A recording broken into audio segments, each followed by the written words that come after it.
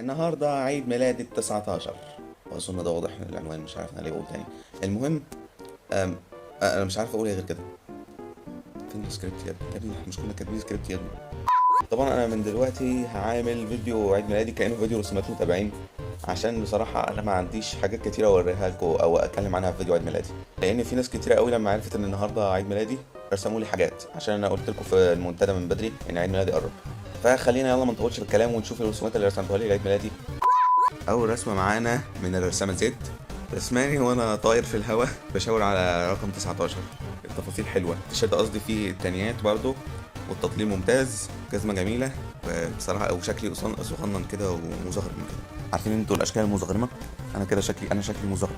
فهدي الرسمه ديت 10 من 10، مع ان مفيش خلفيه، بس انا بصراحه عجباني. انا النهارده مبسوط فهديكوا تقييم بضحك. بعد كده عندنا رسمة من يوكي، رسماني برضو بس في حاجات كتير قوي ناقصة.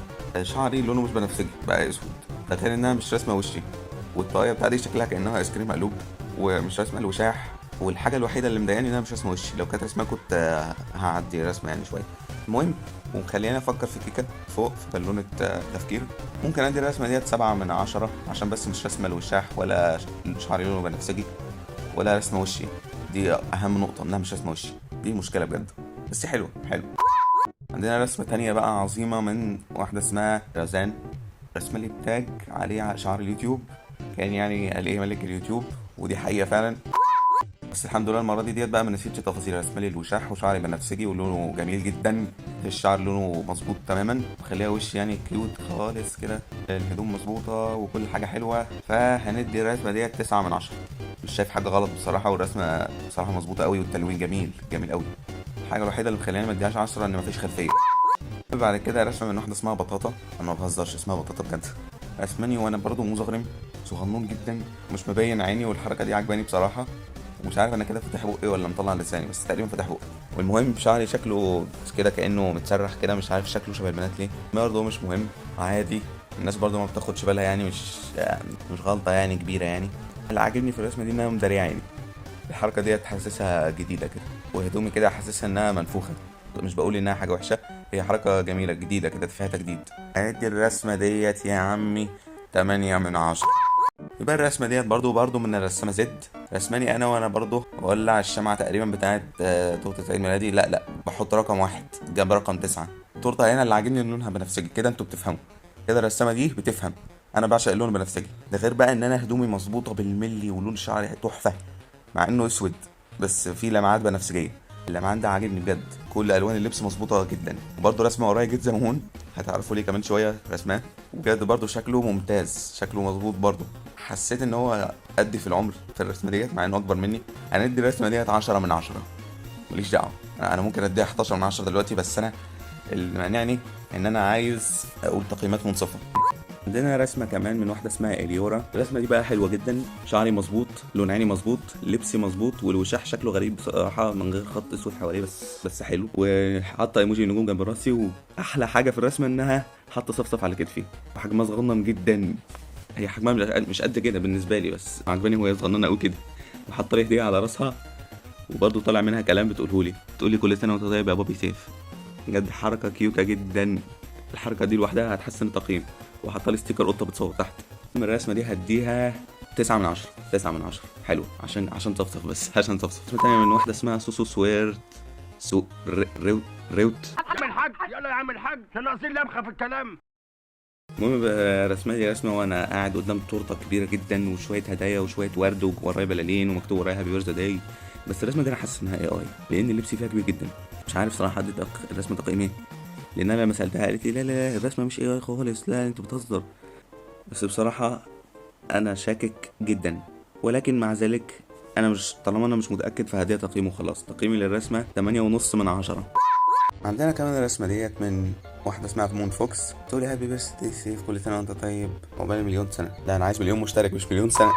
المهم الرسمه بصراحه الوانها جديده، مختلفة عن شخصيتي، بس حلوة مختلفة كده، مختلفة بشكل جميل. الايد بتاعتي مش مظبوطة، والنور بتاع الشمعة ميل لتحت كده كأنه نايم، بس مش مهم. الوشاح بتاعي شكله غريب بس حلو، واللي عاجبني بقى لون شعري كده كأنه منور كده، انا كنت عايز اصلا اخلي شخصيتي لون شعرها كده، بس ما كنتش عارف اعمل كده ولا لا، عشان الفكره ما كانتش عجباني في الاول. لكن بصراحه يعني الوان الشخصيه عجباني جدا، والخلفيه كمان رغم انها سودة خلتها احلى بكلمه هابي بيرث داي والقلوب البنفسجيه دي. يعني دي الرسمه دي 8.5 من 10 بصراحه، عشان بجد الستايل بتاعها جديد وحلو، وكمان عشان برضو ابتسامه القطه. ابتسامه القطه ديت هي اللي بتحسن التقييم. اتعلموا بقى يا جماعه، اتعلموا بقى. آه 5 من 10. دلوقتي عندنا الرسمة الجامدة ديت من واحدة اسمها ميمو. رسمة شخصيتي شبه شخصية الفيتيوبر بتاعتي بالظبط، ورغم ان انا بحب الناس ترسمني بالجاكيت، بس انا مش مهم دلوقتي بجد، طالما هي شبه شخصية الفيتيوبر انا راضي. الشخصية هنا تفاصيلها مظبوطة بالملي، ولون شعري هو، ورسمة الوشاح صح، ورسمة اللبس كويس قوي، والشخصية وبجد بجد دي تاني احسن رسمة شفتها النهاردة بعد الرسمة التانية بتاعت زد. حرفيا انا هدي الرسمه ديت بقى، معلش بقى في الكلمه بقى، معلش بقى 11 من 10. اقسم بالله تحفه، ربنا يخليك بجد يا اللي رسمت الرسمه دي. نفس الرسامه اللي هي رزان برضو، بصوا عملت لي الانيميشن البسيط ده، بصوا بنفخ الشمع على شكل 19. بجد هقيمها 9 من 10. بجد انا حاجه جميله قوي ان الكلام ده كله طالع من طفله عمرها 11. بجد بجد حاجه جميله. اخر حاجه من اشلي عاملاني انيميشن، قررت اسيبه للاخر عشان بجد حلو، وعايز اوريهولكوا كده تتفرجوا معايا بهدوء خلاص. بصوا هنا لقيتهم بيحتفلوا لي ومجهزين تورته. ايه ده؟ ايه اللي في التورته ده؟ وطلعت صفصف، طلعت لي من التورته وهنا رسمتني بشكل مميز. بجد بجد من غير كلام، مش عايزه كلام. 11 100 من 10. معلش بقى انا هكسر القوانين. 100 من 10 اقسم بالله تحفه، جميل قوي. يا جماعة شكرا بجد على الهدايا الجميلة دي. أنا فعلا مبسوط إنكم مهتمين بيا بجد. أنا بجد قبل عيد ميلادي كنت بفكر إن محدش هيعبرني. بجد بجد شكرا من القلب. من غمض عين ليه؟ افتح عينك. هو بجد إن شاء الله وعد مني مفيش حاجة تخليني أوقف في اليوتيوب إلا إني أموت. هفضل معاكم لغاية ما يبقى عندي 20 و25 و30، وهحتفل بكل عيد ميلاد من دول معاكم إن شاء الله. انا معاكم للابد.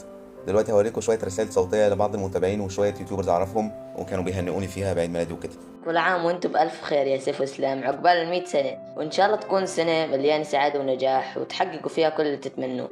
Happy birthday to you. Happy birthday to you. يوم ميلاد سعيد عمو سيف. حتصير 20. يلا بس بقي لك سنة وخلاص تصير 20 زيي. كل عام وانت بخير. أي سعيد يا سيف، بإذن الله ترسم الضحكة دايما على وشك. كل سنة وانت طيب، وانت يا عم كبير كده، اوعى الشهرة تاخدك مننا. ها انا بقول لك اهو.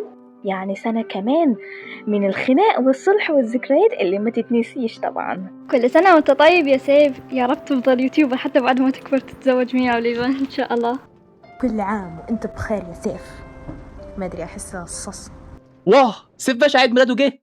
ايه هابي بيرثداي تو يو. بص انا عارف ان انا قلت لك سيف على اساس ان انت اسمك السورد فانت سيف، فاهمني؟ زرار البلوك فين؟ انا عايز ادي بلوك لنفسي. كل سنة وانت طيب يا سيف يا قلبي، يا أغلى واحد من أغلى الناس اللي عرفتها في حياتي. مستحيل مهما حصل إن أخسرك أنت والناس التانية.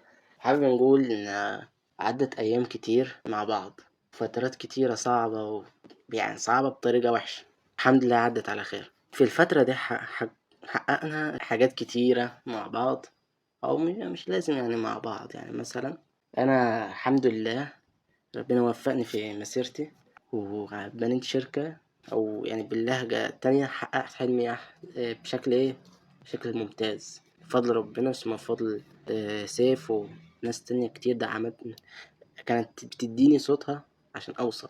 ناس تانية كانت حقودة، دول الحمد لله خرجتهم من حياتي بكل بساطة. صح للناس عموما، أي حد يوقفك عن طريقك لنجاحك ابعد عن طريقك خالص، لأن ده مش هينفعك في أي حاجة غير إنه يسوء سمعتك، يبوظ صورتك، يخليك تندم إنك أنت أصلا عرفت في حياتك. ففي النهاية حابب نقول لسيف كل الناس اللي دعمتني، ليكم مكانة كبيرة في قلبي ومش هنساكم أبدا. شكرا بجد يا جدعان، بجد أنا مبسوط إن أنتم مهتمين بيا، وبجد فرحان إن أنا محتواي بيعجبكم، وإن شاء الله هستمر. Flip a bag, now I'm serving a test.